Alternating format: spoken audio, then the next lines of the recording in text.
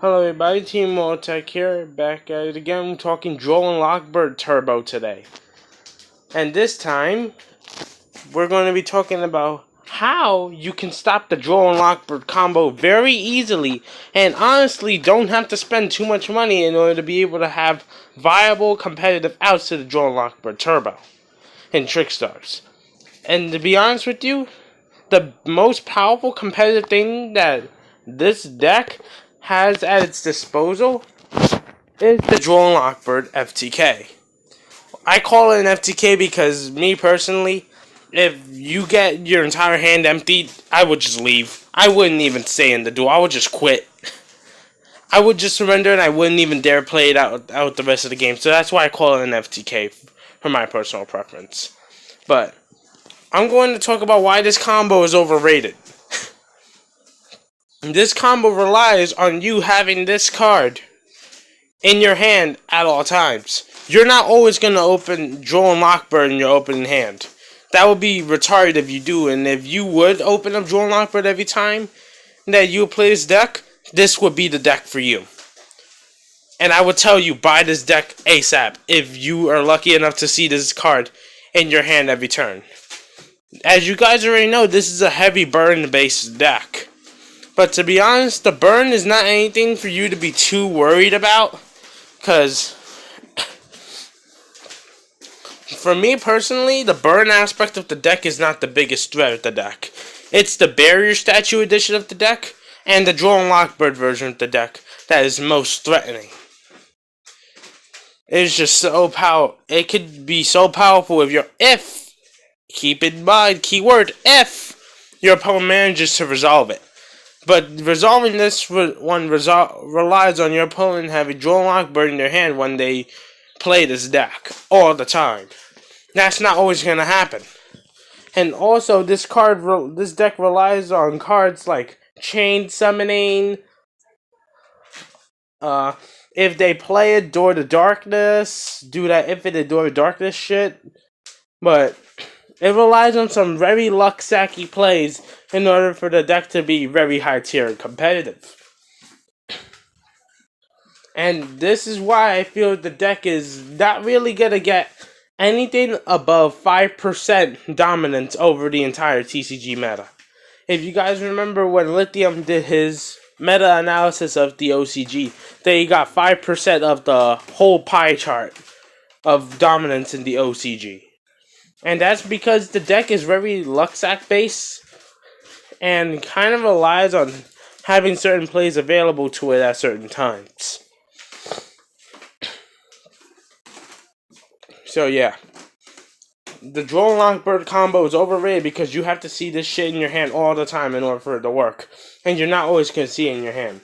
And the only thing it takes is for you to tech in a Performer Power Trapeze Magician. Let me get that guy up for you guys. Hold on.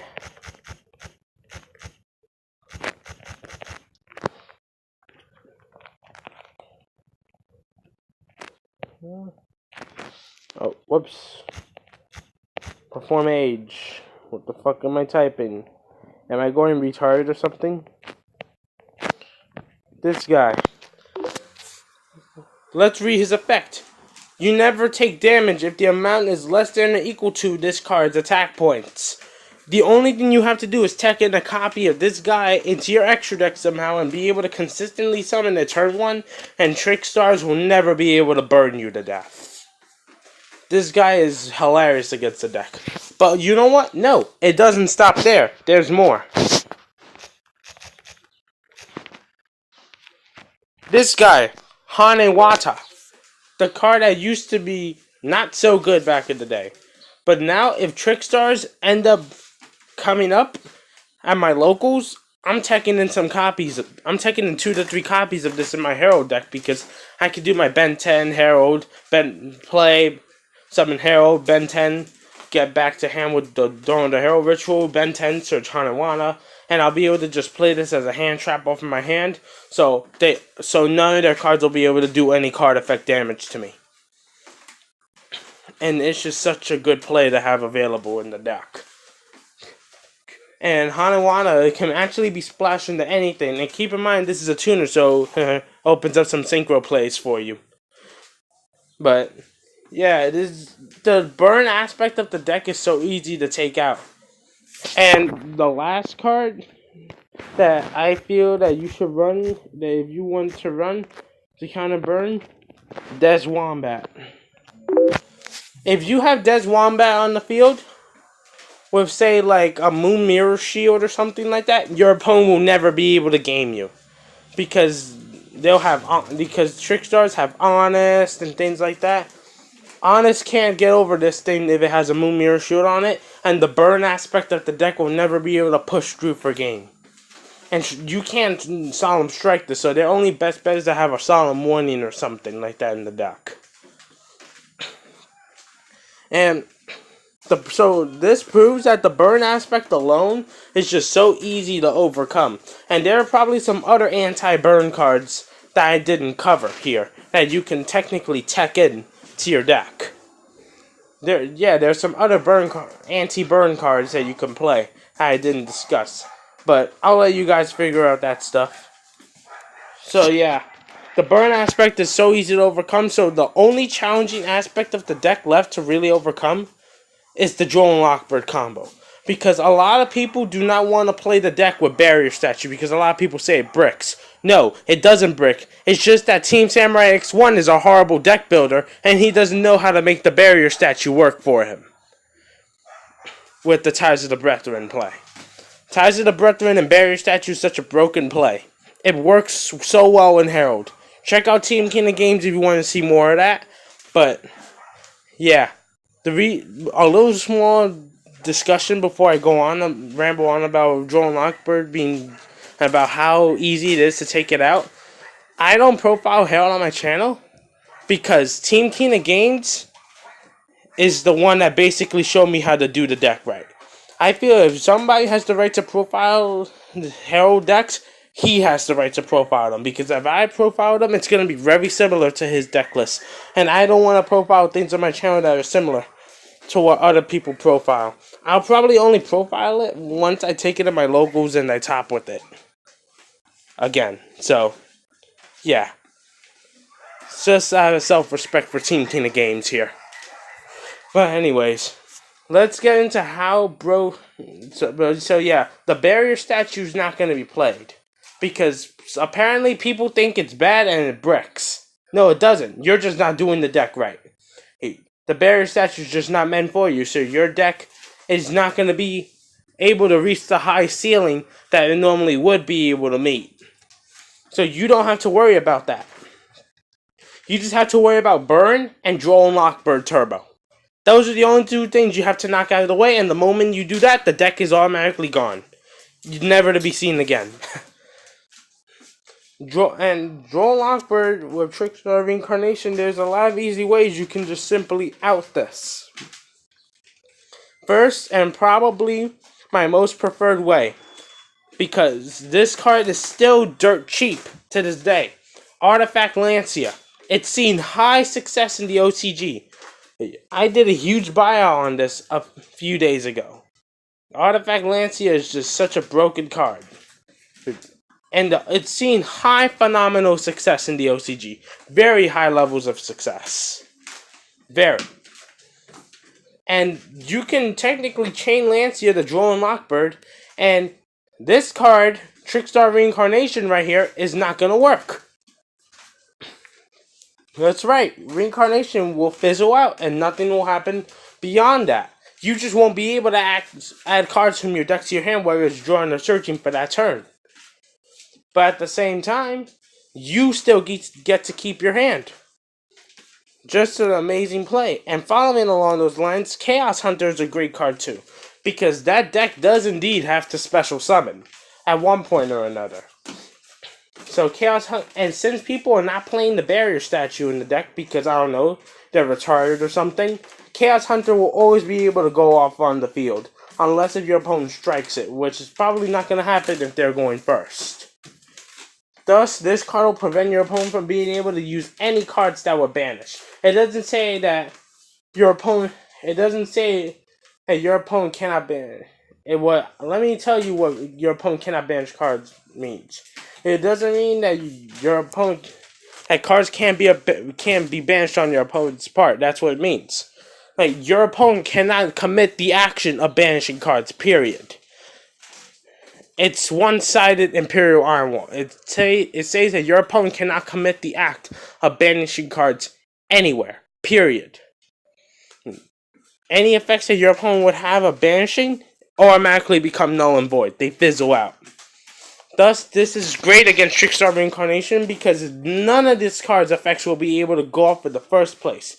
It won't be able to banish itself from graveyard to summon more Trickstars. It won't be able to banish your hand for DROLL and Lockbird combo. It's just so good against this.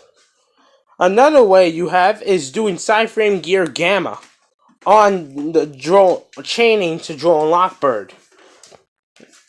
If you're going, and if it's your turn, you'll be able to negate that, summon yourself a Gamma, and what was the level 6 vanilla name? Oh yeah, Side-Frame Driver from your deck, and you'll be able to sync up into a free Omega for free. For free. It's a free 2800 beat stick. And Gamma has gone down in price insanely. So this is a potential pickup in order for you to deal with this bullshit. Because if you get hit by the DROLL and Lockbird combo and it goes through without any fizzles, you basically lost that game. You're guaranteed to lose any game that they successfully DROLL and Lockbird and Trickstar Reincarnation in you on. Unless if you top deck a Demise and you draw in the 3s and you draw into all the perfect cards that you need. But aside from that, don't even stick around that game. It'll give you even less time to side. But another card I wanted to talk about was Imperial Iron Wall. And this is good if you're going first. Because Trickstars have lots of graveyard interaction. As a matter of fact, there's one more card I forgot to put here. My apologies.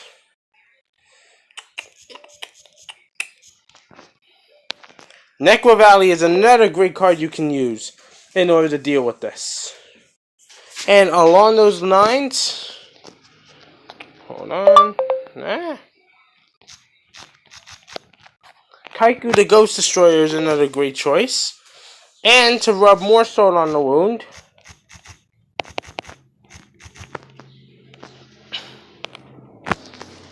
in order to stop their reincarnation from being able to go off from the graveyard, you can use Macrocosmos and banish it so they won't be able to recur any of their resources when you burn them out. This is good in the scenario that they don't have the DROLL and Lockbird combo, but aside from that, it's not as good. Another card I wanted to talk about, if you're going first, Solemn Strike. Strike can hit the DROLL and Lockbird, and unless if your opponent has a card that has another counter trap, they can't hit the strike.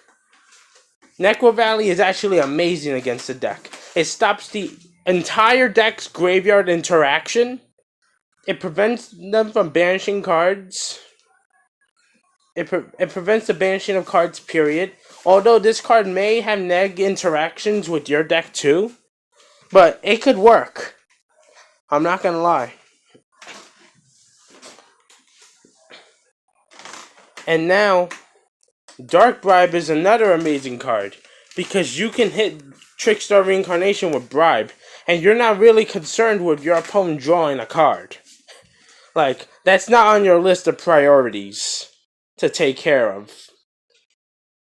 And what I consider a budget call, if you don't, no puns intended, a budget call, if you don't have $45 for a playset of Strike, is like dropping, I say, anywhere from $6 to $9, depending on who you're ordering from, on a playset of Recalls. Because Recall is good on hitting the DROLL and Lockbird too.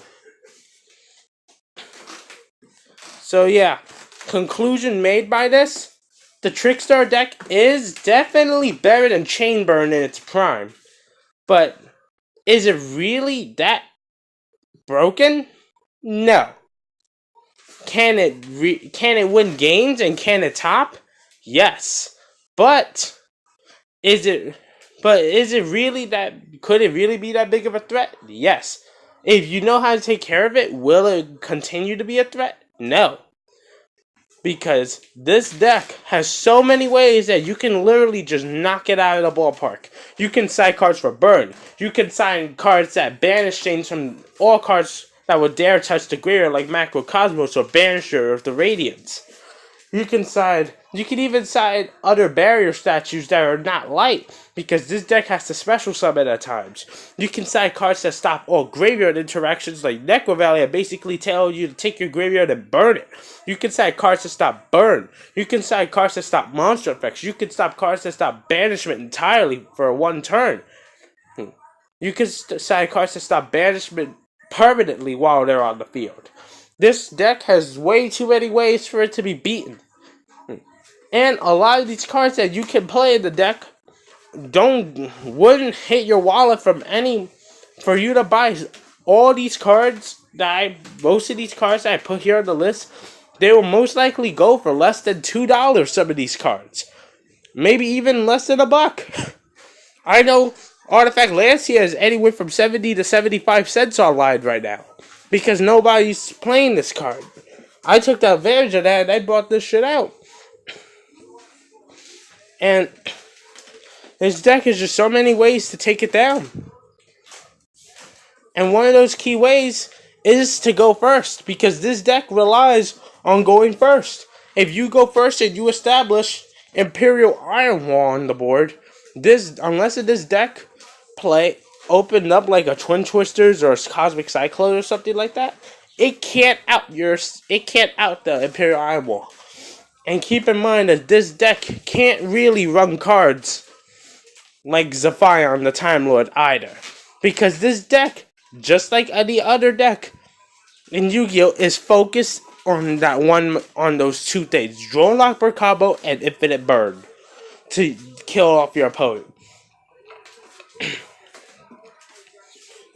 Like, they can't afford to run so many tech cards, and that's one of the reasons why I believe this deck will have anywhere from 5 to 8% dominance over the TCG meta. Most likely more towards 5%, maybe not even that. Anywhere from 3 to 5% tops at top 32 spots at regionals when they start rolling around. I mean, the deck is good, but is it broken? Nowhere near. Is it going to have the same amount of dominance that Chainburn in its prime had? No fucking way. Because Chainburn was around at a time where you didn't have so many answers to a deck like this. But now, you have so many different answers to burn. There's no... Like, the whole burn process is nowhere near what it used to be. Pardon the interruption, but yeah. Back to what I was saying. The deck just has so many ways that you can simply hit it. Another way you can still manage is if you're running a deck that benefits more from cards getting banished than being sent to the graveyard. If your deck is like, say, a Shurinari deck, you can technically still benefit from this. Just because. And there's just so many ways that you can random scenarios that you're going to run into it. You're going to be able to out this deck. More ways that you can out the deck. Run set rotation in the deck.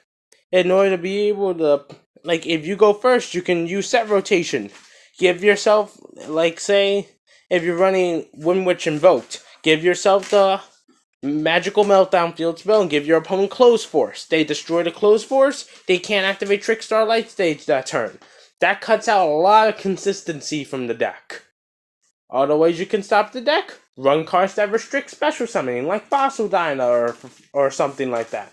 Because this deck really isn't that much of a threat if it can't shit out all their monsters out in the field all at once. And it's just so vulnerable in many ways. And here's another card you can run. Contract with Dawn 1000. When this card is activated, both players lose 1,000 life points. If they do, each draws one card. All cards that are drawn with this card's effect must remain revealed. When a player's spell card is in their hand is revealed by this effect, that player cannot normal summon or set monsters. That means and it says that card must remain revealed as long as this card is on the field. So that means your opponent will have to dig through their deck for Twin Twisters or MST or Cosmic Cyclone or whatever the hell they run in order to pop this card. This card can actually restrict that deck from being able to do anything, because that deck relies on being able to normal summon so many times in a turn. And like I said, Luxac, another card you can keep your eye out for to hit when trying to restrict this deck is Chain Summoning. Activate only as a Chain Link 3 or higher. You can normal summon the set up to 3 times this turn. You can't activate multiple in the same chain. I understand why they did that. That would be OP. But, yeah, this deck relies on so many Luxacky plays. And if you ask me, I would stick to the old school Chainburn Demise deck for this new format. Because that deck, I feel, would be able to do much more. It's more versatile. You can get more, better, consistent plays off of that than this. Like, and that deck is even cheaper to build than Trickstars. If you're like a super budget player that can't throw more than $50 on the deck, Chainburn's for you. Like, with this deck you have, and this card right now I believe is $22. Trickstar Reincarnation's about $22 a pop online right now. When it first came out, it was around almost $30. And guess what? It's going to keep going down because this deck is going to have zero relevance. It's going to have no relevance in the new format. None whatsoever. The only thing in this deck that, if you wanted to play the deck that you should have brought before, is DROLL and Lockbird. Because this is the only card I feel is going to keep going up. Trickstar Light Stage, I pull one of the packs. Guess what? You know what price the card is at now? When I researched it, it was around $7.50, $8.50. 9 at most. Some places that wanted to make extra profit sold it for like 10 or 11 at most. And guess what wears up now? It's around $4 or $5. 6 or 7 at max. And 7's actually a bit much. $6 at max, actually. For the price of this card. And now, me personally, if you want to buy this deck, I say wait it out. Don't buy into the hype right away because you're going to lose money on this. It's going to have zero relevance. It's the one main advantage about this, though, is that this deck is never getting hit on the ban list whatsoever. Unless if it manages to win a YCS or win a WCQ. Aside from those scenarios, this deck is never getting hit. And if it would get hit, the only thing in the deck that would get hit is DROLL and Lockbird. Nothing else in the deck is even worth bothering with. The only thing I can see getting hit at one point or another is DROLL and Lockbird, and that's if the deck tops. So that's the one key advantage of playing the deck, is knowing that it's not really going to get hit. But you do have to worry about the fact that this deck really doesn't do much. Aside from burn and banish your entire hand permanently without giving you a new one. That's all it really does. And a lot of people gave up on this combo with Brethren and Barrier Statue. Ties of the... I know this video is really long, but this is a really in-depth analysis on what's wrong with the deck and what's wrong with the way people are going to be playing it. People should be checking this engine in more. If it bricks for you, you don't know how to run it. And that's why people have been dropping this engine from the deck. And I feel you should learn how to run this, because this is going to be very key in helping your deck and allowing your deck to reach even higher ceiling than just relying on a hand trap that you're probably not even going to see in your opening hand half the fucking time. And you can't even run Card Demise in that version of the deck because DROLL and Lockbird's a hand trap and you can't afford to discard that. You know what I'm saying? So you can't even run Demise in that version of the deck with the DROLL and Lockbird combo. So your ceiling is going to be even less than what it normally be if you just run the Demise Turbo in the deck. And, well, with that, I think I've proven my point yet enough. Please do not forget to like, share, and subscribe to this channel for more in-depth content like this. Team Tech, signing out. Have a good day. Peace.